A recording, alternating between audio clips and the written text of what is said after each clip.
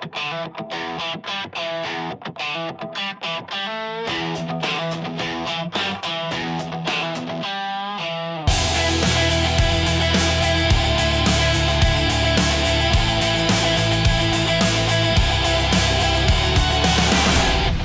to the All Access Entertainment Podcast. I am your host, Joseph Bruen. Here this week, a very special guest, the man that breaks necks and cashes checks.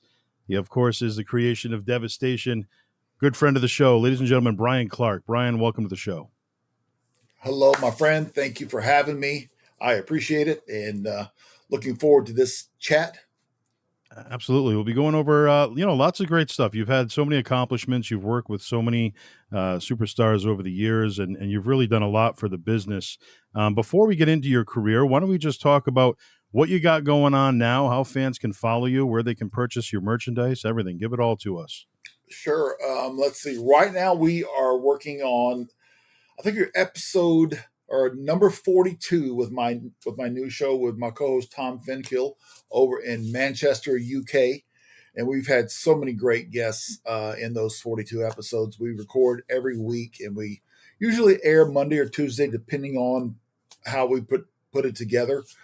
We've had AEW guys, WWE, WWF, MMA Hall of Famers. We really have had just a huge list of guests that have all been I think if you take a look and listen, again, it's just been fun. Tom has been a great co-host, and very blessed to have him as my tag team partner. As far as merchandising goes, Title Run Toys is my newest company that I'm working with. They have two versions of the Wrath action figure, and I'm sure we're going to be working on some more. And appearance-wise, I have Indianapolis coming up in March, which is a huge show. I've never done that one. And of course, we have your big show in May. Yes. So that's what I got on the agenda so far. Excellent. Well, I certainly encourage the fans, check out Bryan's merch. He's got some awesome pieces. Check out his new podcast for sure. We'll make sure to include all the links in the tags and everything. So we'll get that all linked up. And, rewinding to the beginning for you, Bryan, just growing up as a fan, growing up as a child or young adult, when did you first discover pro wrestling? Wow. I probably 8 or 9, somewhere in that neighborhood. I hear the story a lot, but it's definitely true with me. My grandmother was a huge fan, and she would actually go to the matches. I grew up in Florida, and so, she would go to the matches, and I would get to go with her occasionally. So, I mean, I was hooked from a very young age. But again, I would say she really introduced me to it, if I would have to say someone in particular. And was there a certain moment where you said, all right, you know what, this is something I got to do. This is something I want to go for. And when you decided that, why don't you tell us about your training and how you went about it? Sure. It was sort of, I could say it was sort of on my bucket list. It was something I always said to myself, I've got to try this at some point in my life. But all through high school, I worked. I was a guy that always worked and had a job. And after that, I went right into the military, served 6 years in the military. And then from that into college, I did 4 years of active, 2 years of inactive in the military. So I actually got what's called an early out. So to let me out of the Air Force of active duty wise about 7 months early. And then from there, I walked on to Central Missouri State and played college football. So while I was in college football is where I really, really started reconnecting with it and watching it constantly. This was the late 80s when I was playing college ball. And of course, WWE, every place was hot at the time. Yeah. And so that's really where I got reconnected to it and said, man, I got to do this real soon. And I actually did it. I got my feet wet, so to speak, while I was still in college, still playing football, actually. So, wow. Yeah. And one of your early matches, going back to the AWA, it's a TV taping. It was yourself and Colonel De Beers against John Nord and Todd Becker. What was it like early on in your career, kind of getting that experience? And you're new to the business. And what was that like for you? I was so green. I was greener than green. I shouldn't even have been in the ring. I'll be honest with you. I had no idea what I was doing. Luckily, like the AWA stuff, like I said, I was still in college when I was doing this. Probably not even legal now, but I was smart enough to realize, okay, I need to be trained because I'm horrible. I really had to go somewhere to learn how to work. And luckily enough, Jody Hamilton, who was the assassin, but also the head of WCW's training, um, it wasn't even a power plant. It was just an old carpet warehouse is what it was. And on an invite from him, so when I graduated, man, I packed up everything in a U-Haul and I moved to Atlanta with no guarantees of course, nothing. But yeah, man, I knew I had to be trained. Like I said, that AWA stuff was just really so bad, and I was like, if I'm going to do this, I really have to immerse myself in this business, and so that's what I did. And it's still a great learning experience. I mean, you broke in at a great time where we still had, some of those territories to work at, and you were able to work some of the, the older names, and then, mixed in with obviously, once you arrived to WWF, you're working with the newer talent. So you kind of got both sides of it. Sid Vicious, another person who unfortunately passed away in recent years. 1990 NWA Clash of the Champions. You got a chance to work with him. What was it like working with Big Sid? Oh, Sid was great. I was just so green at the time, and I had not been trained even when that match happened. What I'd been shown at that time was basically how to tie up in a living room, and that's about it. Honestly, like I said, I was still in college playing football, and I had not moved to Atlanta uh, during that time. I was still back in the Kansas City area. Hmm. But yeah, Sid was great. Nice he could be. Worked him later when I'd actually been training. We had some really good matches in Memphis. So, you know, always usually you circle back around to people. If you stay in the business long enough, you'll end up working them, Absolutely. more than once. Yeah. This is a gentleman that I met in 2005. He was just one of the nicest guys in the business. Unfortunately, he passed away shortly after that. You got the opportunity to work with him not only in WWF but WCW. Jumpin' Joey Maggs. Any memories of Joey? Oh yeah, yeah. I remember Joey. Absolutely, yes. He was an Atlanta guy. He was from Baltimore originally, but he lived in Atlanta, and I just always remember seeing him. A lot of the guys trained at this place called it was Camp Creek Parkway, and there was a big Gold's Gym there, same gym that Evander Holyfield trained at. Wow. So yeah, a lot of the guys worked out there, and I was one of them. And I met Joey, and I actually think I met Joey through Sarge, which is Dwayne Bruce. Yes. Yeah. Well, yeah, And Joey was a fun guy. I liked him. Yep. absolutely. And around that very same time, Smoky Mountain Wrestling was still around, and you were a big part of that territory. You were there for many, many matches. 1992 specifically, you worked with Tracy Smothers. Any memories working with him? Oh yeah. First of all, let me say I love Smoky Mountain Wrestling. That was such a great thing for me to be a part of. I was still very young in my career. I got to travel with Paul Orndorff back and forth, so I absorbed all of that information I could. Uh, and Tracy's a great guy, so easy to work with, very well trained. He could do it all, but I owe a lot of credit to those guys like Tracy Smothers, Tim Horner, Rock and Roll Express, Paul, of course, and all those people that I did work in Smoky Mountain, and it was just so much fun, man. It was almost like going back in time as far as working in the Smoky Mountain territory. I mean, the old buildings, and there would be smoke hanging up in the rafters and stuff.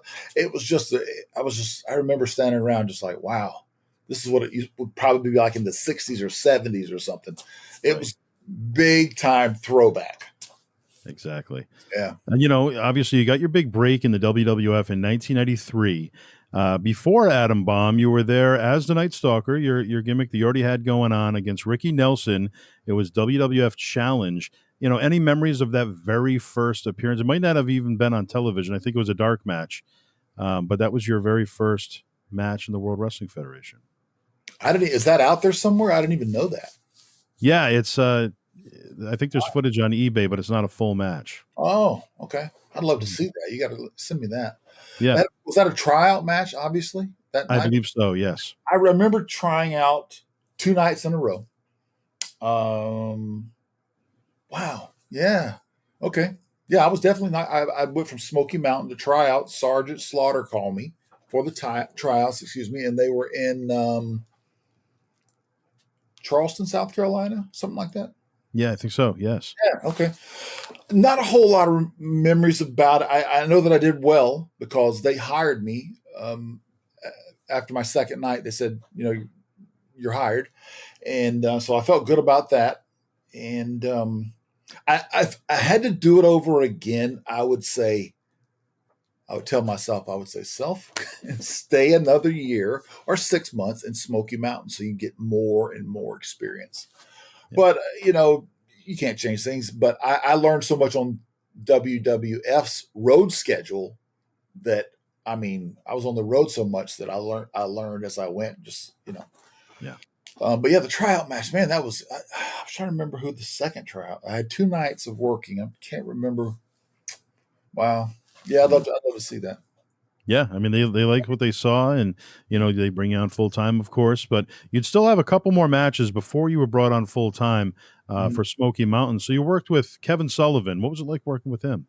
Oh, Kevin was great. He definitely brought out the dark side as far as what we were doing in Smoky Mountain because they were just not really used to that type of a character as what Kevin was doing, and I was sort of like his henchman, so to speak.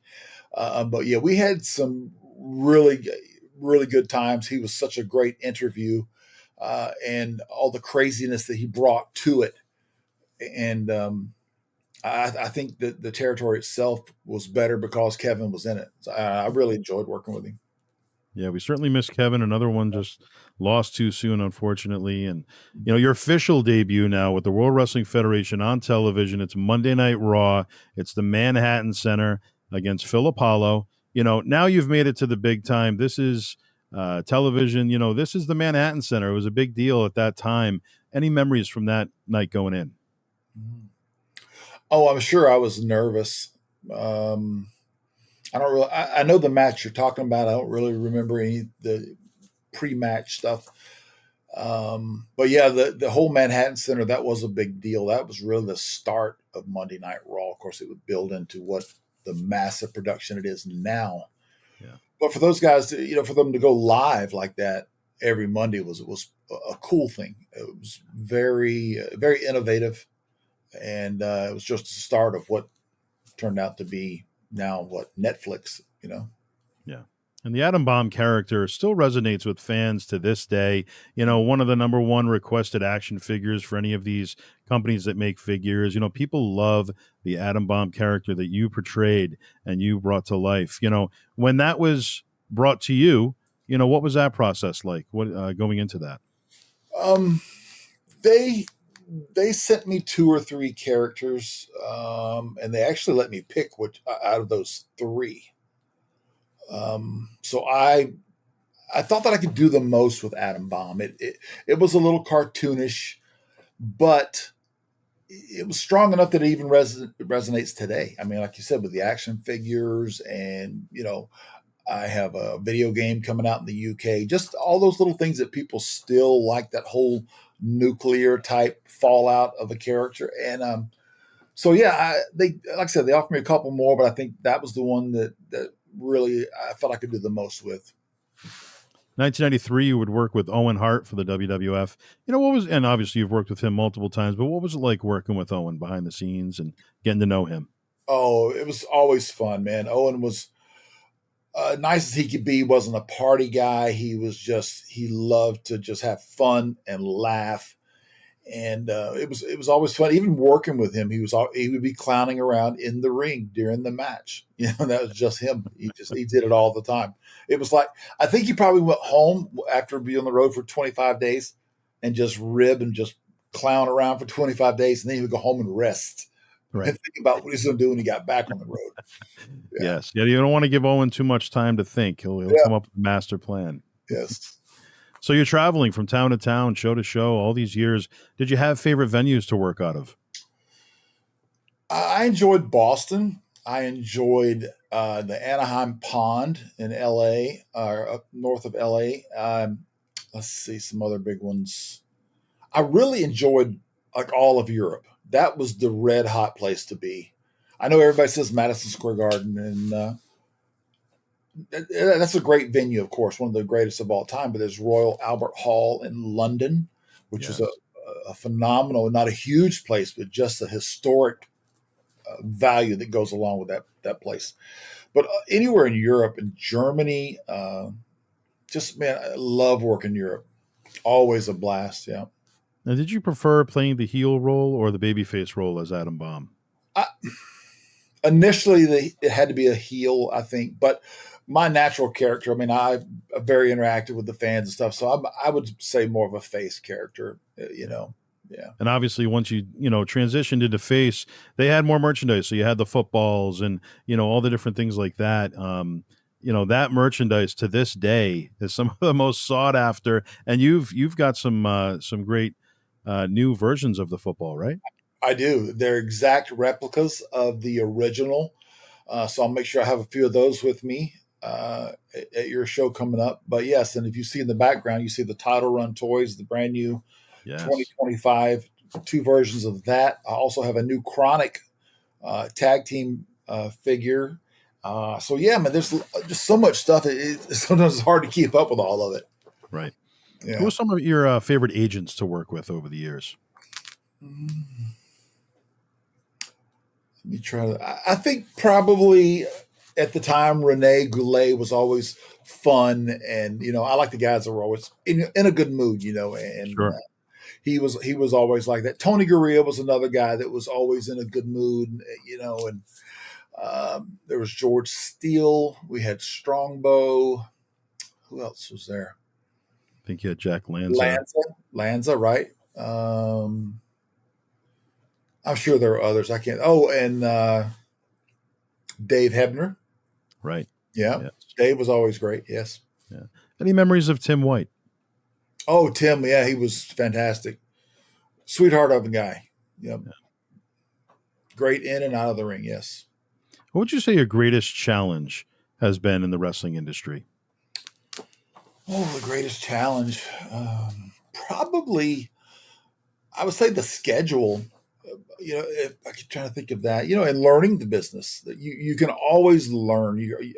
Even to this day, I learned whether maybe not stuff about the ring, but maybe psychology. That I'll look at something and pick things apart, and whether it be in the merchandising side of it, there's always things to learn in this business. But back when I was there, I would say the schedule was just Yeah. it was tough. On the And flip side of that, what would you say was your most rewarding? oh, three-time tag team champion, All Japan championships. Yeah. All Japan was just massive, and of course the WCW tag team championships was fantastic also, and I had the best tag team partner I could ask for. Yeah. And let's talk about Bryan. The late Bryan Adams, one of the greats in pro wrestling, without a doubt, inside and outside of the ring. What are your personal memories of Bryan? And for the fans that aren't familiar with him, that are tuning in, what was Bryan like a man, as a man? Oh, he was a guy. He asked me to tag when we were in WCW, and at first I was not sure because I was coming off of a knee injury, and I was about to return as the Wrath character, and he called me and called me and then called me another week later, and I really had to think it over. But I'm so glad that I said yes, let's do it, because he was, I mean, the best guy to travel with, to be on the road with, funny. He could do impersonations of people, man. He was just, I love, I don't, we never had a crossword. And there's some people that you can travel with. You say, okay, yeah, a couple of weeks with this guy, I'm done. But with Bryan, he always had me laughing in such a good mood. We traveled constantly. We traveled together, fly together. The only thing, we had our own hotel rooms, of course, but dinner, breakfast, lunch, the gym, everything, always with each other. And man, what a blessing he was. Really just a great person, great human being. Have you ever connected with his son since he joined the wrestling business? I have, yes, we've chatted here and there. Not like we have long conversations, but we have talked some, yes. Royce seems like a really nice guy, and kind of coming into his own now. We had him on the podcast Oh, about a good. month ago. Yeah, very nice kid. Yeah. I follow him and keep up with all of what he's trying to do there. Yep. What would you say is the best piece of advice that you've ever received? Good question. I take advice from a lot of people that that I respect and that have worked in the business. I would just say it was one thing. I'd say it was probably a lot of different things from Paul Orndorff. I consider him my mentor, and all those times up and down the road, Smoky Mountain, driving back from Atlanta, and then all up and down the southeast coast. Yeah, just him, and I can't think of just one particular thing, but just the way you carry yourself and be a professional. Hmm. You know, certain things you don't miss shows. You're not late. You show up a little early, and for me that was easy because my military instincts were like I'm always if you're that's sort of the always be on time, be a professional, treat other people how you want to be treated. There's the basic stuff of just being a good person. And you said you really enjoyed your time with Smoky Mountain. What would you say was your biggest takeaway from working there? Really, just probably timing in the ring, learning psychology. Guys like Tim Horner, who helped me so much, and Tracy, another one. Guys that I would work with, and just it would be house shows, but I would learn so much each night. When to slow down, when to pick it up. When to get the heat, how to come back out of that heat spot. All the different things in psychology of a match is what I learned from Smoky Mountain. Yeah. And your first international tour with the WWF, 1993, you'd have a string of casket matches with The Undertaker for many shows. What was it like working Undertaker night in and night out and getting that experience with him? Oh, yeah, it was easy to work him, and but not that much fun getting stuffed in a casket every night. Right. I did that a lot of times.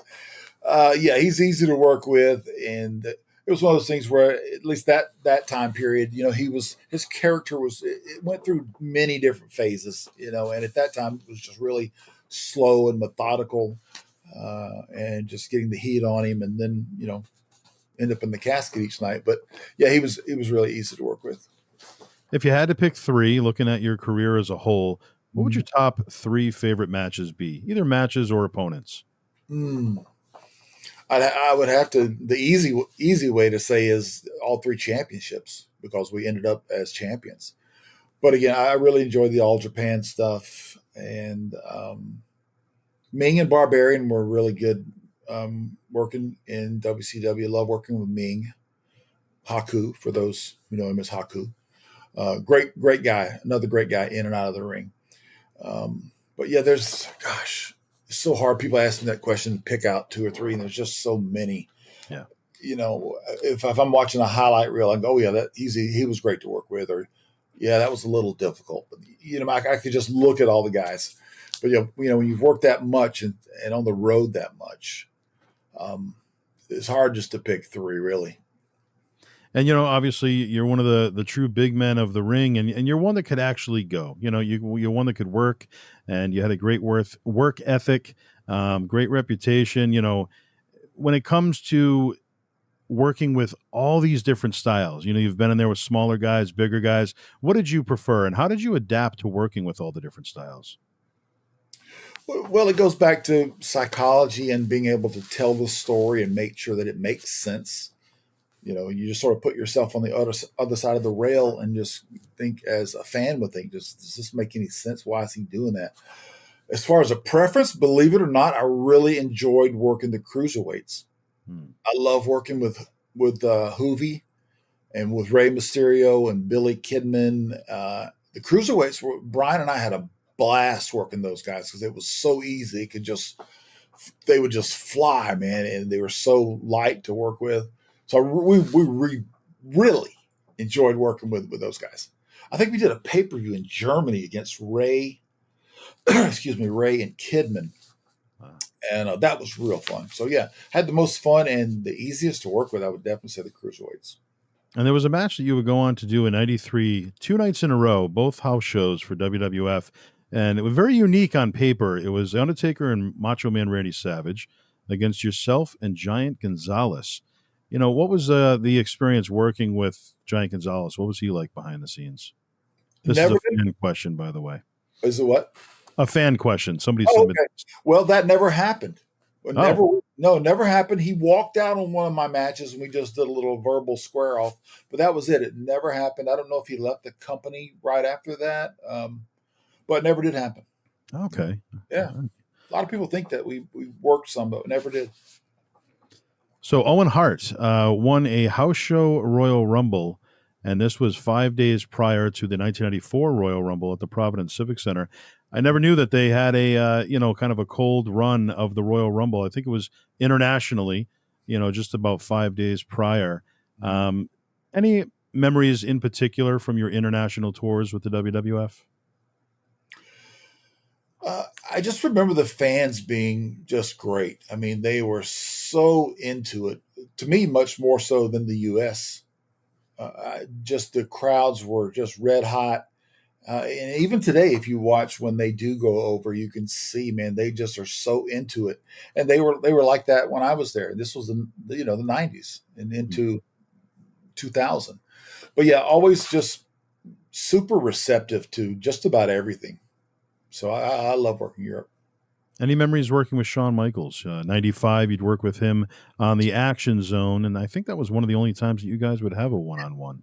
Correct. I think that. Oh, really easy. He would fly around and told good stories and made sense. Yeah. When it comes to the design of all of your tights, I mean, you had some fantastic outfits as the Atom Bomb character. Whatever happened to all that stuff? Did you keep any of it, or? Oh, yeah, I don't think I have really. I don't think I have any of it now. I have some replica stuff, but I don't have any of the originals. After moving from place to place, and now I'm finally settled out here in Tucson, Arizona. But yeah, I have a few Wrath items, but not really much of the Atom Bomb stuff. And did you have any say in the creation of those outfits, whether it be Wrath or Atom Bomb? Oh yeah, Wrath was completely done by me as far as the design, the colors, everything.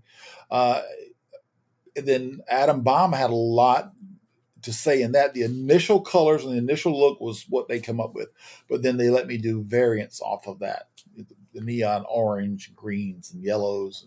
So yeah, I had a lot of different ones that had anything that would really glow and that would pop. That's what as far as the Atom Bomb part of it, that's what I was thinking along those lines. But then Wrath was a little more serious colors. Yeah.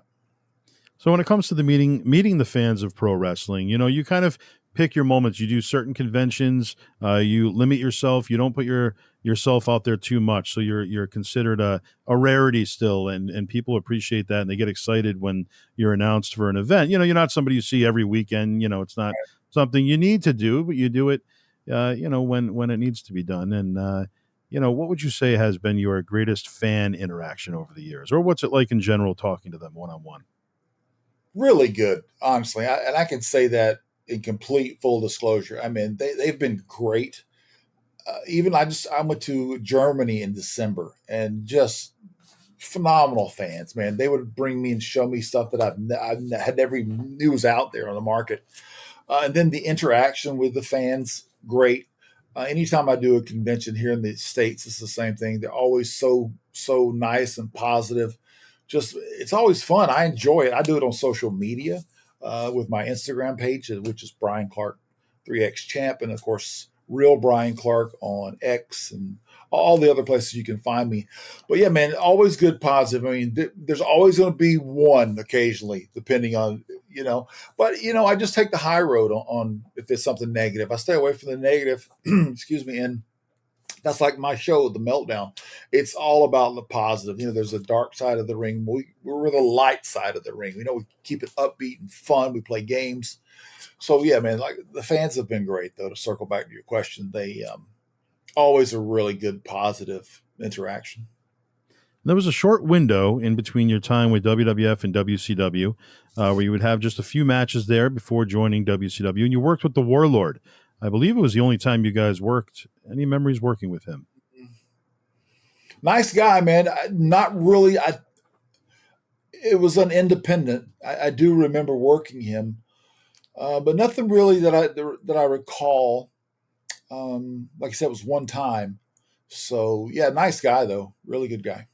And obviously, you loved your time, with your brother, your big brother there, Bryan Adams, and doing the Kronik gimmick. Mhm. But when it came to WCW, what did you prefer WWF? Did you prefer WCW?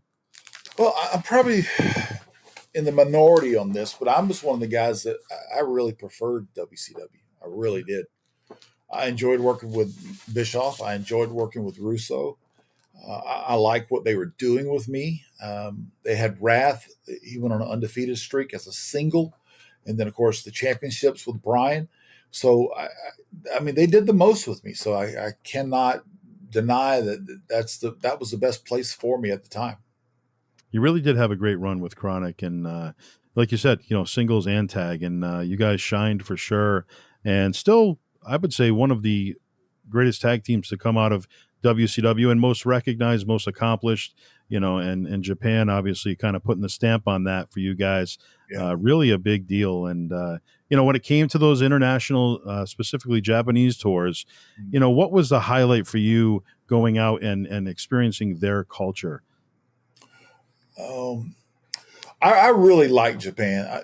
Like I said, that's one of those places where it's a good, clean, safe. It's one of those places where if you had to go walk down the street at 3 a.m., you could do it. Right. You're not worried. I mean, it was just a really not like the chaos that's going on with us in certain places, but with in Japan, man, it was nice, man. The people were so appreciative and very respectful. That's the word I'm looking for, is respectful. Mm. Uh, never you never have any rude interactions with fans, and I just love the culture. I really do. So I'd actually like to go back. That'll be great to see you go back there. Absolutely. Now, Just two names that have. Oh, on a sorry. vacation, not working in any Right. capacity. No tag team matches that trip. Nothing to do with wrestling at all. Just a vacation there. Yes. Right. And those we need as well. That is for sure. Yeah. There are two individuals that were with the WWF for such a long time, and they were there while you were there. Any memories of Joey Morella, referee, and his father, Gorilla Monsoon? Oh yes, yes. Joey was a great guy. He was a real young guy at the time, and just getting started in the business as a referee, of course. And unfortunately, he passed away in that car accident. But yes, he was always fun. Always, he was a young party kid. He just loved to stay out late night and have fun. But just a great guy all the way around. And same thing with his father. His father, an absolute legend in this business. Yeah. And always were both very nice to me, and I enjoyed their company. Another fan question that came in: World War III, 1998, WCW, 3 rings, 60 men. Obviously, an experience, not many people get to have. Just a unique experience. What was it like being in there with 60 men? It was a little crazy. For some reason, I had an opening, a match on the card off was the opening match. I think I had a singles match, and then that was the big finish, I think. But yeah, man, 60 people, that was crazy. But we had so many people under contract back in those days that it was easy. Hell, they could have put 120 if they wanted to, Right. as far as people because a lot of times they didn't even use guys that they had that were under contract. And I don't know if that was a business thing to keep them away from WWE at the time. Not sure, but yeah, the 60 man, that was crazy. Yeah, Yeah. nothing bad happened with it. I mean, I hated being in those 3 tiers of, or was it two double layer of the metal cage? That was another pay per view they had. Now that was dangerous. Yeah, Yeah. yeah. Yeah. Sometimes the concepts aren't fully thought out before they bring it to reality. So 1997, the Brian Pillman benefit show was yourself and Mortis against the Steiners. What was it like working with the Steiners? Oh, good. I love working with both of them. They were actually my neighbors in Atlanta. So I had Rick on one side and Scott on the other down the street. Both great guys. I got along with them fine. Both amazing athletes. Of course, super strong, super powerful. You can see it. And their amateur background was great. Yeah, it was very easy working with them. Did you have particular travel partners, or would you travel from show to show solo? I did a lot of the lone wolf stuff, depending on where I was at. Now, of course, with Bryan, it was always we were always travel together. But prior to that, I was a little bit of a lone wolf, even when I was with Chris Canyon, Mortis.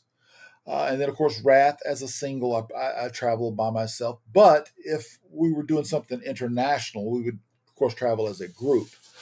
But a lot of the stateside stuff I did travel by myself, depending on. I mean, there are times when I would travel with Booker T, or someone would jump in the car with me, or I'd jump in the car with them. It varied. I traveled with Paul occasionally because he was an agent at the time. So it was a mixed bag, honestly. And what was it like, for the first time seeing your action figure in stores back in WWF with the Hasbro figure? And then on the flip side of that, I believe WCW was the first time you were in a video game, just kind of seeing that, because that's a big deal. Yeah, the action figure thing was really, really cool. I was, it's one of those things like, wow, because, they didn't make a lot of them at that time, Yeah, that time period. And then the video game, I've never been a video game guy. I had no concept of video games, the basics. I sure. never really played video games, but I still think it's very cool that I am featured in a game. And then just like the new game that's coming up from Europe, my co-host actually sent me a photo today of it. It's called Micro. Let me see if I can find the name of it here for you. No, I can't pull it up right now. I think it's called Micro Championship Wrestling or something like that. Okay. Yeah, and I mean, there's a ton of talent. Eddie Guerrero's on it. I think Kurt Angle's on it. There are a lot of big names on there. So, yeah. 1999, you'd work with Sting in WCW a couple times there. What was it like working with Stinger? Oh, very easy. Very easy. I mean, he would let me call the match basically, just like, okay, what are we doing at the end? And then bam, Yeah. But yeah, a night off.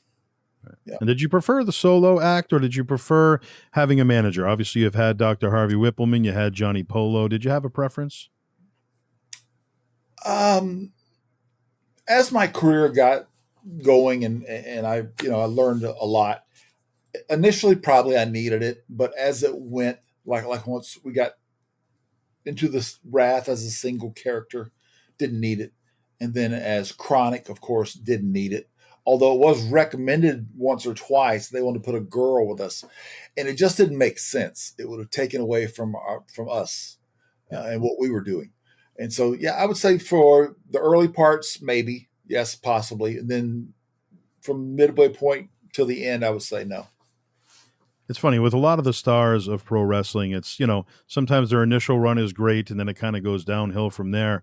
With you, it kept getting better and better. From Atom Bomb to Wrath was a great transition. Obviously, Wrath, another great character that you were heavily involved in, like you said, in the creation and the look of it. And, the entrance of Wrath was just a fantastic entrance. And then from there to Kronik, and you guys had just a fantastic look. If you had a favorite, would it be Kronik, Wrath, Atom Bomb? Which one? I would first say Kronik, absolutely. And then I would say Wrath as a single because I invented the Meltdown as my finisher. I put those probably the top two.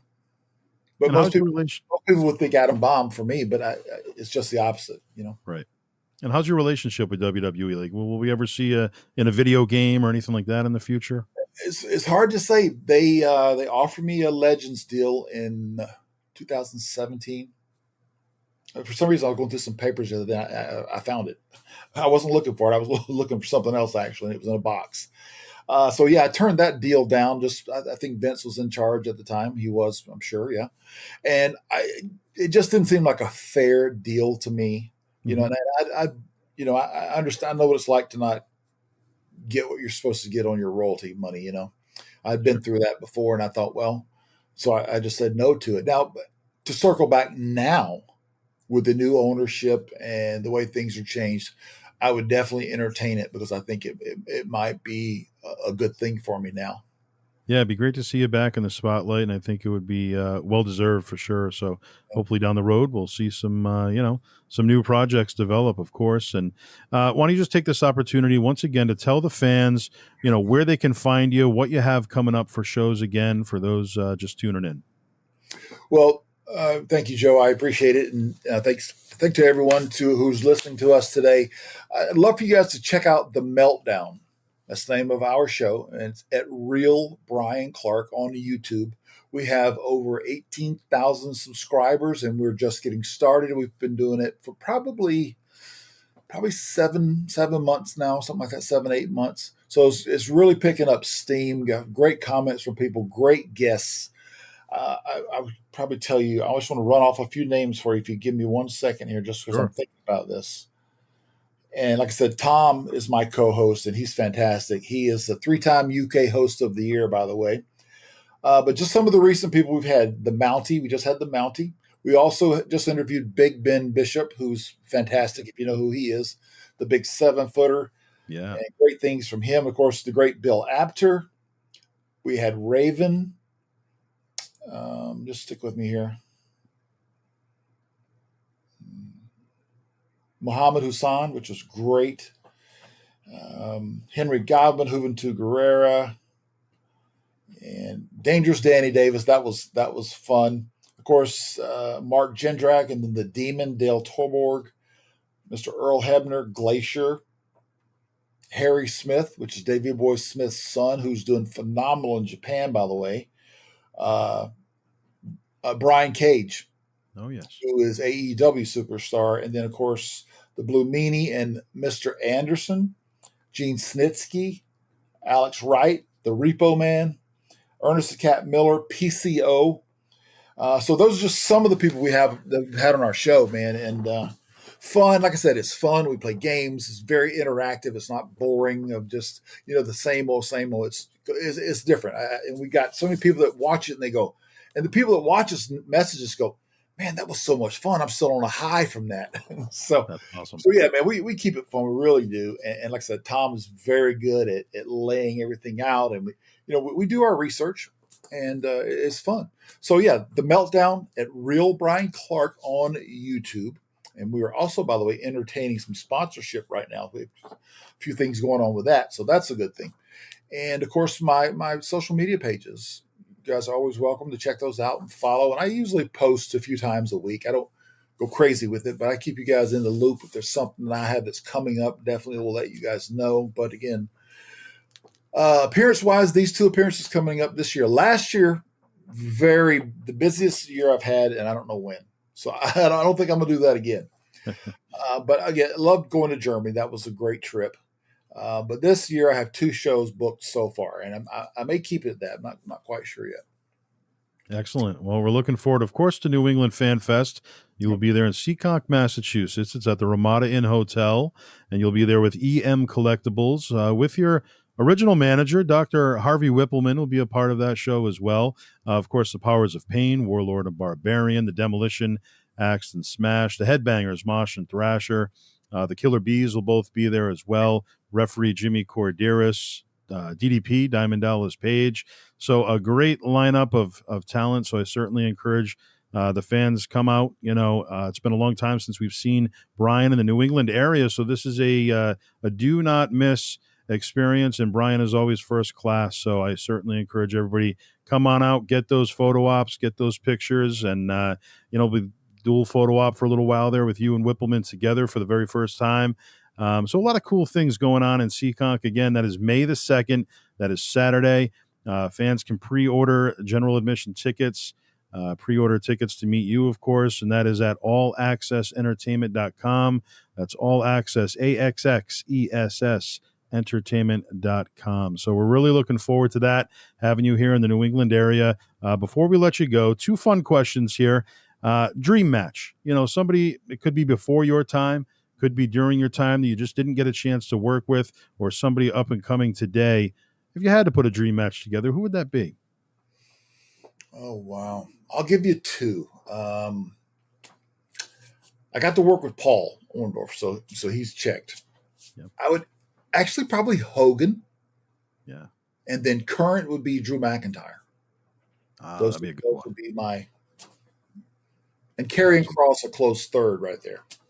Yeah, Karrion Kross. Hopefully he, gets. I think he's deserved a big spot in wrestling, and he's really building a name for himself in all the different promotions right now, and certainly looking to see some big things from him in the near future. A great talent for sure. Oh, absolutely, fantastic talent. There's a lot of new guys that are, I say new, but like that are really coming on strong. They're looking good, and I really like the whole Gunther thing. I think he's doing really well, and I think Ben Bishop will be a guy to watch over the next couple of years. So, Absolutely. yeah, like I said, Karrion Cross is doing great, and McIntyre is one of my favorite. So yeah. And continuing with the, the fun questions there, basically a Mount Rushmore, chiming in on your inner fan. Who would your personal Mount Rushmore be? Pro wrestling, any era. Macho Man, Paul Orndorff. Mm. Got to put Brett in there, just his work rate.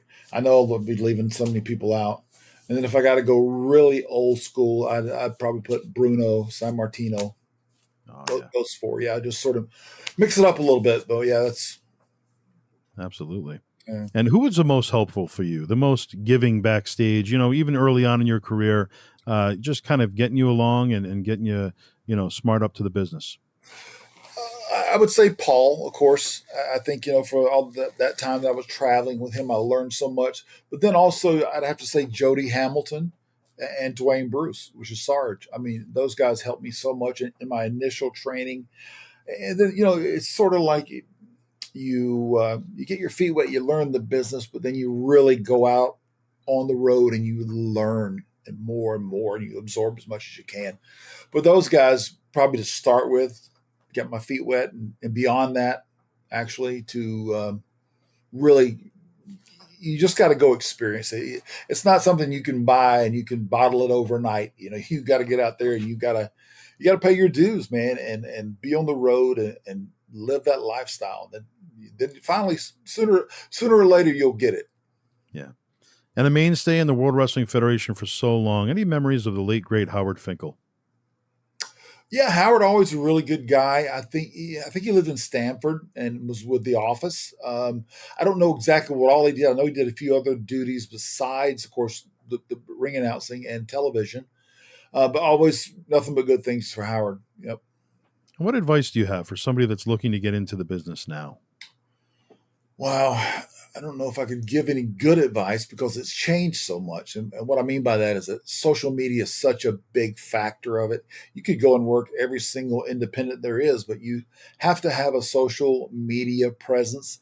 So the one thing I would say, build your brand. Whatever you decide that your character is going to be, and you feel like you can really portray whatever you're putting together, if you really feel that that's you and that you can snap that on instantly, that would be my advice, is to whatever you decide you're going to go with, make sure that you can really be that character, and let your personality show through that. Sure. Yeah. And fast forward many years from now, looking back at your career as a whole, what would you say is your legacy? How do you want to be remembered? Uh, Hopefully, I would say that I was always very interactive with fans. I got along with everyone, treat people the way they want to be treated.